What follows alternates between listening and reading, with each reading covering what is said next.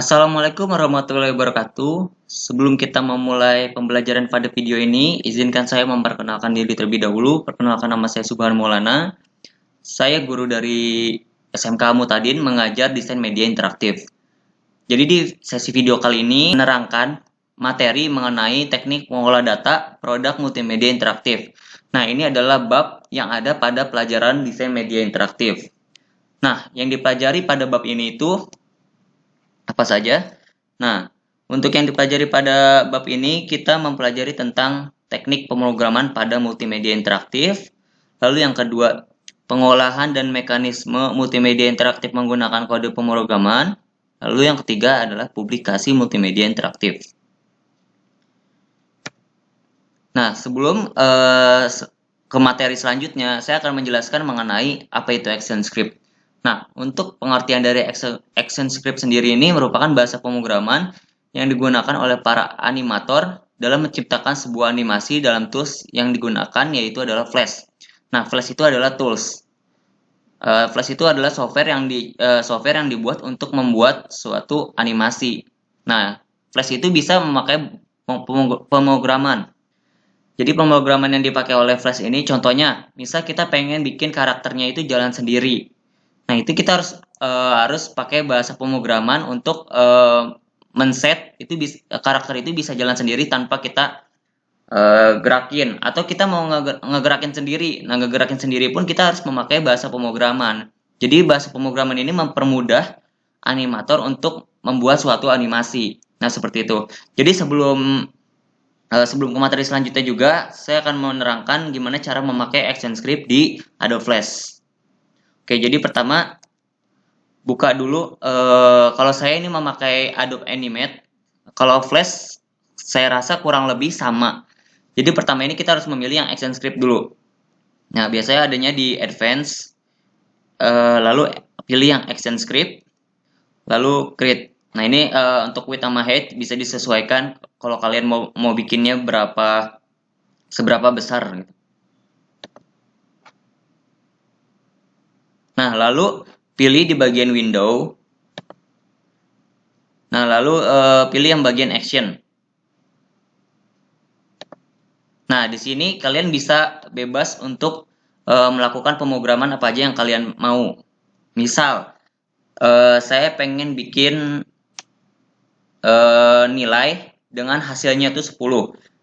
Pertama kita harus mendeklarasikan variabel dulu. Nah, ini nanti bakal dipelajari di materi selanjutnya, tapi ini sebagai contoh aja.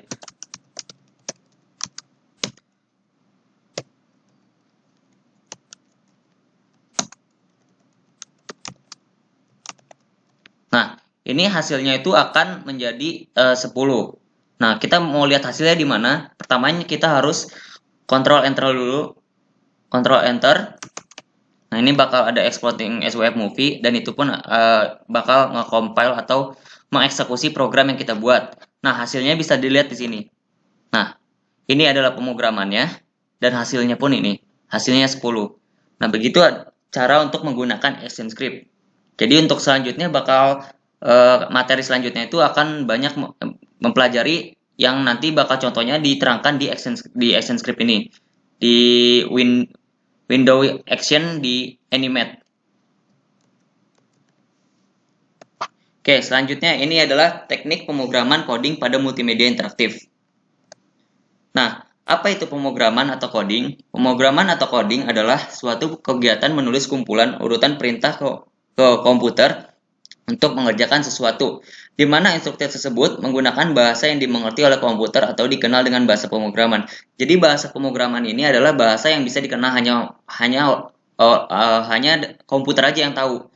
Jadi misal kalau kita mau melakukan perintah-perintah yang dilakukan sama komputer, nah kita harus harus membuat suatu kumpulan perintah-perintah. Misal kayak tadi, saya kan nulis I sama dengan 5 tambah 5. Nah, saya memerintahkan komputer bahwa si komputer itu harus mengeksekusi 5 tambah 5 itu. Nah, disimpan di I. Nah, I itu adalah sebagai, bisa dibilang, yang nyimpen datanya. Nah, baru dimunculin pas tadi ada yang namanya trace dalam kurung I. Nah, itu adalah buat dia memunculkan hasil dari yang saya coding tadi. Nah, kayak gitu. Jadi harus memakai trace. Jadi trace itu sintaks yang dipakai buat munculin apa yang kita mau eksekusi, kayak gitu. Nah, untuk contoh dari bahasa pemrograman itu ada Java, Python, PHP, Golang, Perl, Ruby, dan masih banyak lagi. Nah, jadi untuk yang kita pakai ActionScript juga, itu adalah bahasa pemrogramannya Java. Seperti itu. Jadi misal ada Python, ada PHP, ada Golang, ada Perl, ada Ruby. Ini semua sintaksnya itu biasanya beda-beda. Kalau tadi kan kita harus var dulu. Nah, kalau misalnya Python itu beda, lalu PHP juga beda, Golang juga beda, Perl juga beda, Ruby juga beda. Dan sebenarnya masih banyak lagi untuk bahasa pemrograman. Ada C++, C Sharp, dan masih banyak lagi. Nah, ini adalah sintaks. Nah, sintaks itu apa sih? Sintaks itu adalah seperangkat aturan yang harus dipenuhi dalam penulisan kode saat melakukan pemrograman atau coding. Sintaks meliputi simbol, kata, dan fungsi yang dapat digunakan serta bagaimana menggunakannya dalam sebuah struktur kode. Nah, salah satu sintaksnya itu adalah misal tadi trace. Trace itu adalah sintaks yang kalau saya yang video sebelumnya yang mengenai ActionScript atau yang tadi var. Nah, var itu adalah sintaks juga. I juga termasuk sintaks, tapi sintaks yang kita buat untuk menyimpan sebuah data. Nah, seperti itu. Nah, ini adalah aturan dalam penulisan ActionScript. Nah, kita nggak bisa nulis untuk bahasa pemrograman itu ngasal. Harus ada aturan-aturannya. Kalau ngasal, nanti takutnya bakal terjadi error. Karena apa yang kita bikin ini yang nggak dikenal sama si komputernya. Nah, jadi yang pertama ini namanya case sensitive. Maksudnya case sensitif.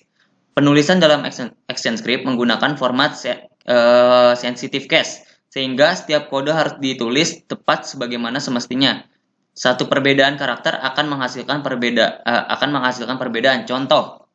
Nah, ini kan ini yang var yang tadi itu cuma untuk komputer itu biar tahu. Oh, biar tahu apa yang mau dideklarasikan, apa yang mau komputer kenal gitu. Yang misalnya kita pengen bilangan genap. Nah, bilangan genap ini nanti si komputer bakal tahu, oh, ada kata namanya bilangan genap. Nah, bilangan genap ini buat apa? Nah, itu tergantung kalian sendiri. Apakah kalian mau buat nyimpen angka atau kalian bisa nyimpen huruf? Nah, itu tergantung dari misal ini nah, itu tergantung dari apa yang kalian pengen, kayak gitu. Nah, di sini adalah var bilangan genap, lalu ada var bilangan genap juga. Nah, ini dua ini dianggap beda sama komputer. Karena apa? Karena yang B ini kecil, nah, dan di bawah ini B-nya besar. Nah, ini bakal dianggap berbeda sama si komputer. Jadi pemrograman ini bisa dibilang sensitif. Karakter beda pun bakal dianggap beda sama komputernya. Nah, lalu yang kedua semicolons. Nah, semicolons ini atau titik koma dalam ActionScript digunakan sebagai akhir dari sebuah barisan kode. Meskipun dituliskan dalam satu baris, jika ditambahkan tanda titik koma dapat diartikan baris perintah baru. Nah, contohnya gini. Di sini kan ada kode baris 1 titik koma. Nah, di sini ada kode baris 2 titik koma, kode baris 3 titik koma. Nah, walaupun kode baris 2 dan kode baris 3 ini satu apa ya? Bisa dibilang satu line atau satu baris, ini bakal dianggap sama komputernya itu berbeda. Jadi yang ini dikotakin. Yang ini kan udah pasti dikotakin nih. Misalnya ya, ini misal dikotakin.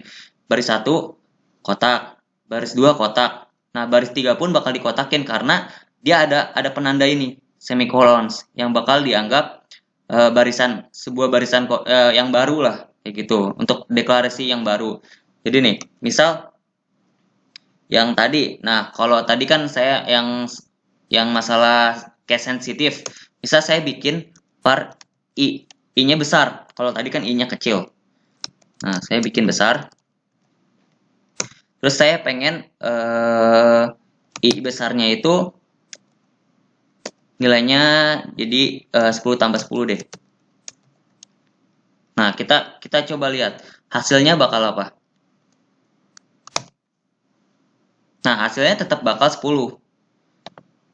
Nah, dia ngikutin hasil yang karena kita yang ngeprintnya atau kita ngeluarinnya yang I-nya kecil, I-nya kecil kan 5 tambah 5. Nah, makanya keluarnya itu 10. Nah, kalau beda kalau kita ngeluarinnya I-nya besar. Nah, hasilnya tuh 20. Nah, makanya ini berbeda.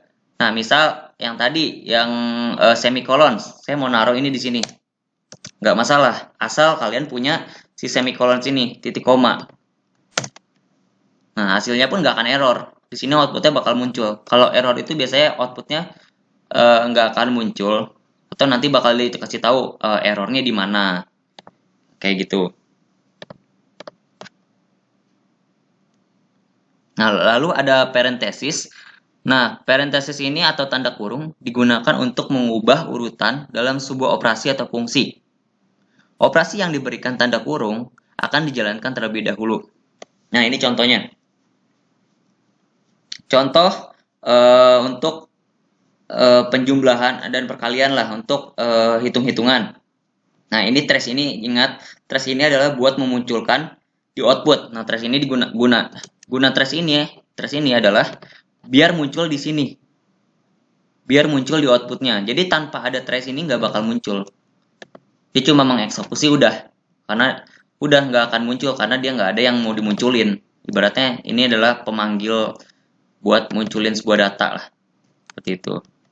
Nah, di sini ini seperti kita memakai kalkulator. Misal kita 2 tambah 3 kali 4. Nah, pasti kalau misalnya nggak ada dalam kurung atau parenthesis, ini pasti dia bakal mengeksekusi yang ini dulu. 3 kali 4 dulu, baru tambah 2. Nah, itu hasilnya 14.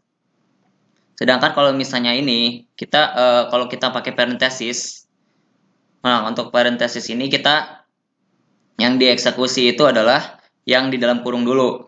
Jadi 2 tambah 3, 5, dikali 4, hasilnya 20. Nah, kayak gitu. Dia bakal mengeksekusi yang di dalam kurung. Karena ini sama gitu, seperti bukan pemrograman, yang ada di kalkulator. Sama seperti itu. Nah, makanya parenthesis biasanya digunain buat kayak gitu. Lalu ada code block. Nah, code block ini dalam pemrograman ActionScript, satu baris atau lebih yang terletak di dalam kurung kurawal disebut dengan satu blok. Satu blok kode biasanya digunakan dalam sebuah fungsi, kelas, loop, dan sebagainya. Nah, fungsi, kelas, loop ini nanti dipelajari di materi-materi selanjutnya. Nah, contohnya untuk code block. Nah, code block ini kurung kurawal. Ini adalah tutup kurung kurawal. Nah, ini pembuka. Jadi untuk pembuka pasti ada penutup, sama kayak ini juga ada pembuka dan ada penutup. Nah, jadi untuk yang disebut code block ini adalah dia bisa dibilang dijadiin satu blok. Nah, satu blok ini nih. Jadi satu blok yang dimaksud ini adalah hasil dari return 6 dikali 6. Nah, ini adalah buat kuadrat. Nah, kuadrat itu kan misal 6 kali 6. Misalnya 5 kali 5. Nah, 5 kali 5 kan hasilnya bakal 25. Nah, ini kuadrat ini nanti dia bakal menghasilkan 25 kayak gitu. Nah, ini salah satu contoh dari fungsi. Nah, kalau untuk code block ini pokoknya dia dari sini sampai sini. Nah, itu yang disebut dengan code block. Jadi, untuk function ini dia ngebaca cuma dari pembuka kurung kurawal dan penutup kurung kurawal. Nah, untuk function itu dia ngebaca cuma yang ini doang. Jadi walaupun di bawahnya ada banyak sintaks atau banyak langkah-langkah pemrogramannya, dia cuma ngebaca yang ini karena dia udah ditutup di sini. Nah, kayak gitu untuk code block. Nah, lalu ada white space. Nah, white space merupakan istilah untuk jarak penulisan, tab, enter, dan spasi yang ditunjukkan untuk mempermudah penulisan kode. Contoh, di sini adalah buat pemrograman untuk ngeluarin dari 0 sampai 9. Nah, kayak gitu. Jadi ada 0, 9, 0, 1, 2, 3, 4, 5, 6, 7, 8, sampai 9 lah. Intinya seperti itu untuk pemrograman ini. Nah, jadi untuk yang dimaksud dengan white space ini, dia ketika dia ngeluarin ini, dia harus mengenter. Nah, enternya jadi kayak gini. Lalu abis di enter biasanya di tab. Nah, abis itu kalau misalnya abis di kurawal tutup. Nah, biasanya di enter lagi. Jadi biasanya ini digunain buat mempercantik kode kalian. Jadi kode itu harus dipercantik juga karena biar nggak pusing kalian bikinnya. Misal contohnya yang di bawah nih, yang di bawah ini dia nggak pakai white space. Jadi langsung aja gitu, kurung kurawal trash i titik koma kurung kurawal tutup. Nah, ini kan bisa dibilang yang baca pun nanti yang baca pemrograman kalian pun bakal bingung. Misalnya kalian ada bikin suatu project sama teman kalian. Nah, biar lebih bagusnya itu kalian biasanya harus melibatkan white space. Jadi biar kodenya bagus dan agar mudah dibaca. Nah, kayak gitu. Nah, lalu ada comments. Nah, comments itu apa? Jadi comments itu komentar atau merupakan catatan yang bisa ditambahkan pada kode untuk mempermudah penjelasan kode. Nah, jadi salah satu contoh dari komentar ini cara pemakaiannya harus melibatkan seperti ini. Garis garis miring tapi yang berbeda lah. Nah, untuk ini untuk yang cuma satu baris, dia cuma menggunakan komentar dalam satu baris. Kalau kalian enter, itu pun jadi yang di bawahnya nggak ikut ke komen kayak gitu. Nah, lalu kalau misalnya untuk yang mau lebih dari satu baris, kalian harus pakai ini. Misal kalian mau komenin pemrograman yang kalian buat, misal contoh gini nih. Nah, ini kan kita bagus-bagusin dulu. Nah, ini udah kita kasih komen nih. Nah, kita komen. Ini buat nilai 10. Nah, ini misal kita mau bikin berbaris-baris. Nah, ini adalah nilai 20. Nah, kita mau enter lagi. Mau enter lagi. Nah, setelah itu ditutup. Nah, ini untuk yang mau beberapa baris terserah kalian. Nah, kita harus gunain backslash. Nah, ini namanya itu backslash. Slash itu kan biasanya atau biasa. Nah, ini adalah slash sorry. Kalau backslash lu kayak gini. Nah, ini backslash. Kalau ini slash bintang. Slash bintang, terus di sini komentar kalian mau berapa banyak, tapi harus ingat harus ditutup dengan bintang slash. Nah, itu adalah akhir dari komentar kalian. Dan ini awal dari komentar kalian yang pengen beberapa baris. Nah, kalau misalnya cuma satu baris, ya kalian cuma cukup untuk menggunakan slash 2 kali. Nah, seperti itu. Jadi, ini tuh gunanya semisal kalian punya project sama teman kalian. Nah, kalian membuat pemrograman biar si teman kalian ini paham apa yang kalian buat. Nah, biasanya itu harus dibikin kayak gini, di komen-komen. Nah, kayak ini yang saya buat. Jadi ini buat nilai 10, lalu ini buat nilai 20. Nah, kayak gitu. Nah, terus di sini ini buat munculin nilai yang ada di i kayak gitu. Nah, lalu lanjut, ini ada namanya literal. Nah, literal ini adalah nilai yang kita tuliskan ke kode dalam bentuk angka, strings, atau array.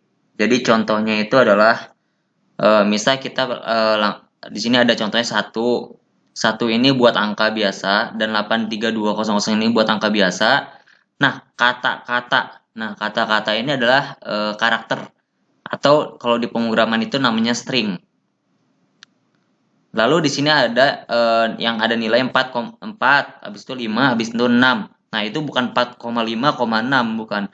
Jadi 4 di sini tuh nilainya dia nyimpen nilai 4, dia nyimpen nilai 5, dia punya nilai 6 di satu variabel.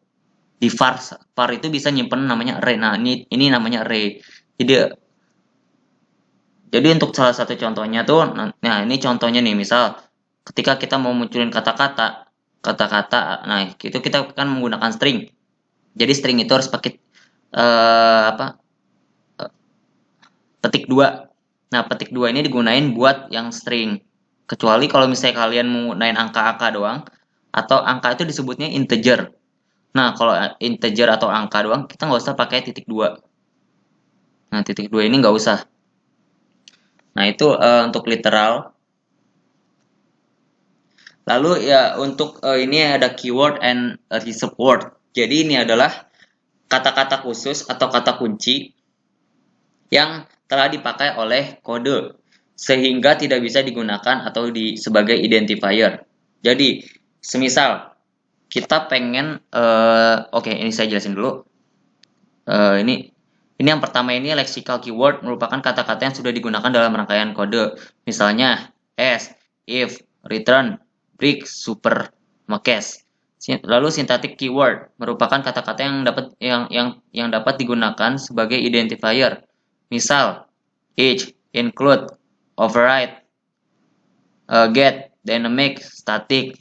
Nah, lalu yang ketiga ini ada feature, reserve, word merupakan kata-kata yang disimpan untuk fitur ActionScript versi selanjutnya, misal abstract, export, throw, float, to, byte.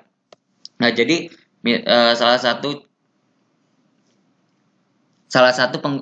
jadi untuk yang keyword dan reserved word ini jadi nggak bisa dipakai buat penamaan variabel.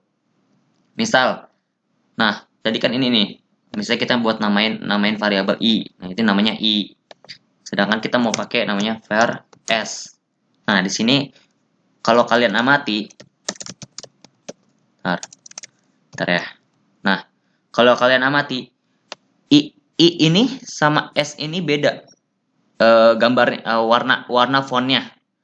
Nah itu menandakan bahwa var ini itu s ini itu setara dengan var. Jadi kalau var ini kan buat memperkenalkan i ini ke komputer, kalau s ini itu tuh sebagai. Jadi misal kalian pengen nama variabel kalian namanya panjang nih, tapi kalian mau memperpendek. Nah memperpendeknya itu biasanya pakai as ini. Nah kayak gitu. Jadi untuk keyword and reserved word ini jadi nggak bisa dipakai buat penamaan. Misal untuk selain s tadi, misal apalagi ya, return. Nah return, nah warnanya beda. Nah itu nggak bisa dipakai buat penamaan. Biasanya kalau udah kayak gini, nanti tuh kalau kalian maksain penamaan itu biasanya error. Coba ya, kelamaan. Oke, langsung aja. Nah, sedangkan nah ini adalah kata-kata yang nggak bisa dipakai, yang sudah semuanya ini nggak. Oke, jadi ini jenis keyword ini nggak bisa dipakai. Yang ada di contoh yang ada di jenis keyword ini nggak bisa dipakai buat penamaan. Nah intinya begitu. Jadi kalau kalian mau maksain pakai if itu biasanya nggak akan bisa. Nah lalu ada yang namanya variabel. Nah, variabel sistem kerja komputer adalah dengan menyimpan data dan mengolahnya. Dalam mengelola data, komputer akan menyimpan sebuah nilai ke dalam memori, di mana seorang programmer dapat mengatur nilai tersebut dan memberikan nama. Nama dan nilai yang akan disimpan ke dalam memori, itulah yang disebut dengan variabel. Variabel akan terus disimpan oleh memori komputer sepanjang aplikasi berjalan. Nah, ini yang saya jelasin untuk yang sebelum-sebelumnya di ActionScript. Jadi untuk kita pengen masukin sebuah data, misalnya nih, kita udah punya nilainya 60. 60 ini mau disimpan di mana? Mau disimpan yang namanya waktu. Nah, waktu ini buat si komputernya tahu bahwa kalian nulisnya waktu. Nah, kalian harus ngevariabelin dulu biar si komputernya tahu, oh, ini waktu. Dan nilai yang di dalam waktu ini adalah 60. Nanti si komputernya tahu. Lalu di sini number ini bentukannya, oh ini adalah variabel dengan nama waktu, dalam bentuknya adalah angka yang nilainya adalah 60. Untuk pembacaan si komputernya pasti kayak gitu. Nah jadi jangan lupa untuk ngevarin dulu biar si komputernya tahu.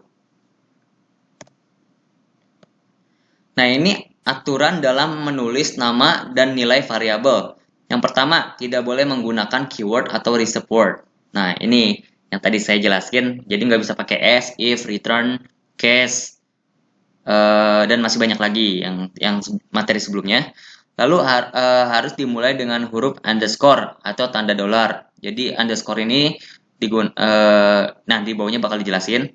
Lalu masing-masing variabel harus unik, berbeda antara satu dengan yang lain.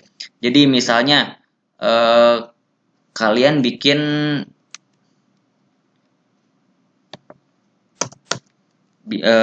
var bilangan genap 1. Lalu var bilangan genap 2. Nah, ini kan membingungkan ya. Walaupun maksudnya itu sama, tapi kalau ada 1, 2-nya itu biasanya kan hasilnya pun bakal beda. Hasil yang dikeluarin outputnya itu nanti bakal sesuai dengan apa yang kalian mau. Nah, itu jangan sampai kayak gini, karena takutnya membingungkan eh, yang kalian sendirilah yang bikin yang bingung nanti buat ngeprogramnya. Oke, lanjut. Lalu sebaiknya menggunakan kata-kata yang mudah dipahami. Ya misal tadi, kalau kita pengen bikin mana aja yang bilangan genap, ya udah kita pakai bilangan genap. Misal kita pengen nentuin bilangan ganjil, ya udah tinggal bilangan ganjil. Nah, seperti itu. Nah, lalu ini ada lebih baik menggunakan sistem penulisan camel case atau membedakan kata dengan huruf kapital pada huruf pertama setiap kata. Jadi ini bisa dibilang tips untuk jadi programmer. Jadi kalau kalian bikin ini ya harus kayak gini. Jadi misalnya B-nya bebas mau yang kayak gini, B-nya kecil, lalu di sini G-nya genap karena kan itu ada suatu kata yang terpisah. Jangan sampai kalian bikinnya kayak gini. Var bilangan genap. Nah, jangan kayak gitu. Ini bisa dibilang penamaannya yang sangat tidak cocok atau tidak layak. Nah, yang benar itu kayak seperti yang di atas ini. Lalu bisa juga bikinnya kayak gini. Pokoknya misal kalian bikin penamaannya tapi yang harusnya beda kata, jangan lupa dibedakan. Kayak gini, B-nya kecil, lalu bilangan kecil. Ya, genap G-nya gede untuk pembeda dari kata sebelumnya. Nah, kayak gitu sebagai contohnya. Lalu underscore hanya diboleh untuk variabel yang bersifat private. Nah, lalu tanda dolar hanya boleh untuk variabel yang bersifat statik. Jadi untuk underscore dan statik ini biasa digunain buat pemrograman yang kompleks. Jadi untuk kita ini untuk desain media interaktif ini untuk pemrogramannya tidak terlalu kompleks, jadi tidak digunain underscore ini. Jadi tapi saya jelaskan bahwa underscore ini adalah buat yang misal kalian pengen namain si i ini cuma bisa dipakai buat di hanya kayak gini, hanya di satu tempat lah. Sedangkan kalau misalnya kalian bikin dolar public, nah itu kalian bisa dipakai di mana aja di dalam suatu function atau suatu case. Nah, seperti itu. Jadi eh, untuk public private ini nggak terlalu digunain buat sekarang. Jadi itu kalian hanya sekedar ketahui saja bahwa di pemrograman ini ada namanya variable private sama ada variable static. Static ini public lah dipakainya. Nah, akses kontrol atribut. Nah, dalam pemrograman berbasis objek (OOP), masing-masing variabel, fungsi, metode, dan kelas dapat diakses secara khusus dengan menggunakan akses kontrol atribut. Terdapat 4 jenis akses kontrol atribut, yaitu private, public, protected, dan internal. Nah, tadi kan bisa saya jelaskan bahwa ada private, ada public, atau static. Nah, ini ada juga namanya protected dan internal. Nah, jadi kalian ini bisa memakai private, public, protected, internal ini bisa dipakai buat kelas, function, buat variable juga bisa. Nah, kalau tadi kan sebelumnya saya bilang case. Nah, ini bukan class, case sebenarnya itu salah tadi. Nah, yang benar adalah class. Nah, kayak gitu. Jadi, ini bisa dipakai buat pemrograman yang kompleks. Tuh, buat project-project yang besar. Nah, ini untuk mendeklarasikan variabel. Dalam mendeteksi variabel, ActionScript menggunakan kata kunci var. Diikuti variabel, jenis data, dan nilai variabel. Contoh, nah ini adalah variabel. Ini adalah jenis data, string. Ini adalah nilai variabel. Nah, ini termasuk variabel juga, sorry, nama dan nama underscore siswa. Nah, ini nama var, nama underscore siswa ini adalah suatu variabel. Lalu ini adalah nilai variabel, string, bisa bisa bisa number, bisa string. Nah, kan kalau yang saya gunakan sebelumnya itu adalah kita pakainya number. Number itu buat angka. Nah, ASCII ini adalah nilai variabel. Jadi nama siswa ini dia adalah ASCII. Seperti itu. Nah, var merupakan deklarasi variabel sehingga komputer mengalokasikan memorinya. Jadi var ini buat si datanya itu tersimpan. Nama siswa merupakan nama variabel yang akan disimpan ke dalam memori. String merupakan jenis data dan ASCII merupakan nilai dari variabel tersebut. Nah, seperti itu. Nah, ini untuk konstan. Jadi konstan ini berbeda dengan variabel bersifat dinamis. Konstan bersifat statis. Sepanjang aplikasi berjalan, nilai konstan akan selalu tetap dan tidak dapat diubah kembali oleh kode atau fungsi setelah pendeklarasiannya. Konstan dalam ActionScript dideklarasikan dengan keyword const.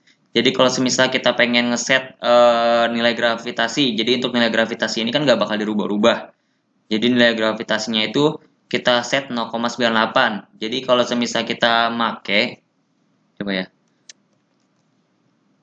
Ini kita hapus dulu. Misal tadi const gravitasi. Nah, nilainya ininya number. Langsung kita sama dengan nilainya 0,98. Nah, nilai ini pun nilai gravitasi ini adalah 0,98. Nah, ini biasa dipakai misal kalian pengen bikin pemrograman yang buat perkalian untuk gravitasi, yang melibatkan perkalian yang gravitasi. Nah, kalian tinggal memanggil gravitasi ini. Nah, nilainya itu 0,98 dan gak bisa kalian ubah. Nah, ini bakal tetap 0,98 untuk nilai gravitasi ini. Seperti itu contohnya. Lalu ini ada data type. Nah, untuk data type ini sangat penting. Kalian harus tahu karena untuk mendeklarasikan sebuah variabel kita membutuhkan nilai. Nah, maksudnya membutuhkan ini jenis data. Nah, jenis data tuh ini string. Jadi jenis data ini yang digunain misal kalau kalian mau dia angka, kalian pakai number. Kalau misalnya kalian mau karakter, ya pakai string. Nah, kayak gitu. Jadi pasti ada kegunaannya. Nah, untuk data type atau jenis data adalah beberapa klasifikasi data yang digunakan dalam pemrograman ActionScript. Cara mendasar jenis data ada 7, yaitu string, number, int atau integer, unit, boolean, null, dan void. Jadi untuk yang pertama ini ada string. String adalah data yang bernilai tekstual dan penulisannya dalam ActionScript menggunakan tanda petik. Nah, contoh penggunaan string itu gimana kita cara buat masukin datanya, yaitu adalah misal nama string sama dengan ASCII. Nah, habis itu setelahnya kita pengen munculin nilai yang ASCII ini yang ada di nama, kita tinggal munculin nama. Jadi kita untuk memanggilnya kita nggak butuh petik 2 kayak gini lagi, karena udah dimasukin ke nilai, udah dimasukin ke nama, ke variabel nama. Jadi kita nggak perlu. Nah, ini bakal jadi keluar ASCII, dia mengeluarkan nama ASCII yang ada di nama, lalu dia akan mengeluarkan i besar, nilai i besar. Seperti itu. Nah, lalu yang kedua ini ada number. Number adalah data yang bernilai angka tanpa batasan. Misal variabel nama ujian number 97. Jadi tanpa batasan yang dimaksud adalah nanti bakal dijelaskan di bawahnya deh. Karena di bawahnya ini bakal nyambung. Nah, ini ada contoh dari penggunaan numbernya. Var, nilai ujian adalah nama variabelnya. Lalu ini ada jenis datanya number, dan ini adalah nilainya. Jadi nilai 97. Nilai ujiannya itu adalah 97. Nah, lalu ini kita lanjut yang nomor 3 adalah int atau integer, adalah yaitu data yang bernilai angka dari minus 2,147,483,648 sampai positif 2,147,483,647 atau 32 bit data. Nah, jadi untuk number ini nggak ada batasannya. Mau kalian lebih dari nilai ini, mau dari kurang, ngelebihin minus ini, bebas untuk number ini. Tapi jadi untuk number ini biasanya pemakaiannya lebih lama untuk munculin datanya. Sedangkan kalau integer ini biasanya lebih cepat karena emang nilainya dibatesin. Jadi komputer ngeprosesnya lebih cepat. Lalu ada uin maksudnya, sorry. Ada uin berbeda dengan lalu ada uin berbeda dengan in yang bernilai negatif sampai positif. Uin hanya bernilai positif, yaitu mulai dari angka 0 sampai 4,294,967,295. Nah, ini dia cuma memakai positif saja. Tapi yang biasa digunakan adalah integer. Karena nggak mungkin ada yang jarang ada data yang melebihi minus ini dan plus ini. Jarang. Jadi yang biasa menggunakan integer. Karena uin ini kan cuma dipakai nilai positif. Tapi biasanya dibutuhin nilai negatif juga. Nah, makanya biasa dipakai in. Lalu boolean. Boolean adalah merupakan nilai benar atau salah. Dalam ActionScript ada namanya true dan false atau false. Jadi true dan false ini bisa digunakan misal kalian membuat suatu karakter. Nah, karakternya ini dia pengen kalian jalan. Nah, karakternya jalan itu disebutnya biasanya, contohnya biasanya true karena dia jalan. Sedangkan false itu adalah dia terdiam. Misal karakternya diam. Nah, itu ada boolean, biasanya 1 dan 0. Kalau untuk bilangan binirnya bisa dipakai buat bilangan binir juga. Lalu ada null. Null merupakan nilai kosong atau tidak bernilai, namun bukan tidak terdefinisikan. Jadi untuk nilai kosong ini adalah ini kan walaupun nggak punya nilai, biasanya nilai ini tuh buat hasil dari nilai yang didapat. Misal kalian pengen masukin sebuah data, nah sebuah datanya tuh dari nilai yang udah ada, misalnya dari nilai i yang tadi. Nah, nilai i yang tadi itu bisa dimasukin data buat si nol ini. Nah, jadi bukan tidak terdefinisikan, jadi harus terdefinisikan juga. Lalu ada void. Void adalah sesuatu yang tidak menghasilkan nilai. Jadi untuk void ini biasanya digunain buat kelas-kelas. Nah, untuk itu biasanya dipakai buat void. Jadi sesuatu yang tidak menghasilkan nilai. Nah, seperti itu untuk data types. Oke, saya rasa cukup sampai sini aja untuk pembelajaran sesi pada video ini. Semoga bermanfaat. Kurang lebihnya mohon maaf. Assalamualaikum warahmatullahi wabarakatuh.